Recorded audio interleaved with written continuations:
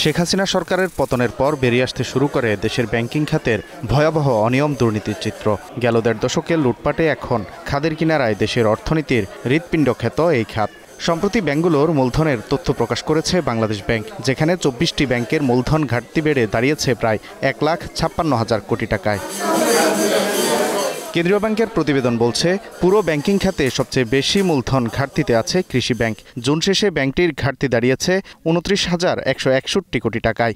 রাষ্ট্রায়ত্ত ব্যাংকগুলোর মধ্যে সবচেয়ে বেশি মূলধন ঘাটতিতে জনতা ব্যাংক। এছাড়া বেসরকারি খাতে ন্যাশনাল ও শরিয়া ভিত্তিক ব্যাংকগুলোর মধ্যে ইউনিয়ন ব্যাংকের মূলধন ঘাটতি সর্বোচ্চ। নতুন করে মূলধন হারিয়েছে এনআরবিসি ও আল আরাফা ইসলামী ব্যাংক।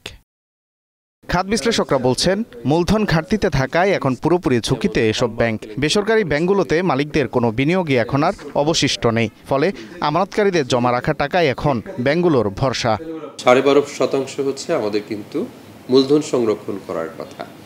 বাংলাদেশে এই মুহূর্তে ব্যাংকিং খাতের যে অবস্থা সেটা আমরা দেখতে পাচ্ছি যে গড়ে আমাদের ব্যাংকসমূহ এটা 3 থেকে 4% হচ্ছে তারা হচ্ছে মূলধন সংরক্ষণ করছে। আবার কোনো কোনো ব্যাংকের মূলধনটা এটা জিরো তো নয়, এটা মাইনাস নেগেটিভ হয়ে গেছে।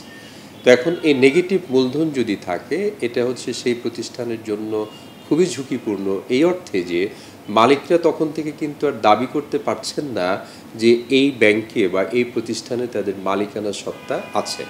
কেন্দ্রীয় ব্যাংক বলছে, যখন ব্যাংকের আর্থিক সূচকের অবনতি হয় কেবল তখনই মূলধন ঘাটতিতে পড়ে প্রতিষ্ঠানগুলো। পরিস্থিতি উত্তরণে কাজ করছে নিয়ন্ত্রক সংস্থা।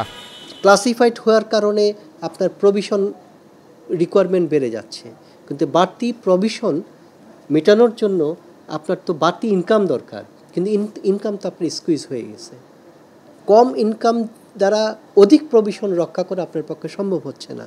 আপনি প্রভিশন ঘাটতিতে পড়ে যাচ্ছেন, আর প্রভিশন ঘাটতিরই আলটিমেট কনসিকুয়েন্স যে পড়বে ক্যাপিটাল শর্টফলে যে।